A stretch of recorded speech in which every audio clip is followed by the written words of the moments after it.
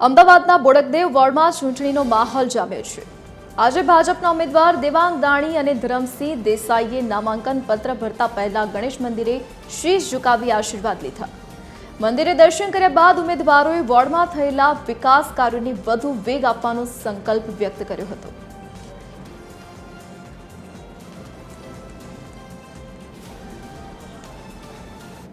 કે જે અમારામાં વિશ્વાસ મૂકે ભારતીય જનતા પાર્ટીની જે પેનલ આપી છે તેને મહાનગરની અંદર સૌથી વધારે લીડ મળે અને આગામી સમયગાળા દરમિયાન બોડકદેવનો વિકાસ અત્યારે જે વિકાસ છે બોડકદેવનું નામ મહાનગર કક્ષાએ છે એની અંદર વધારે વિકાસ થાય એ માટેનો અમારો ભારતીય જનતા પાર્ટીનો ચારેયનો સાથ અને સહકાર રહેશે અને અહીંની જનતાએ જે વિશ્વાસ મૂક્યો છે અને પાર્લામેન્ટરી બોર્ડે જે વિશ્વાસ મૂક્યો છે એને અમે ફરીભૂત કરીશું।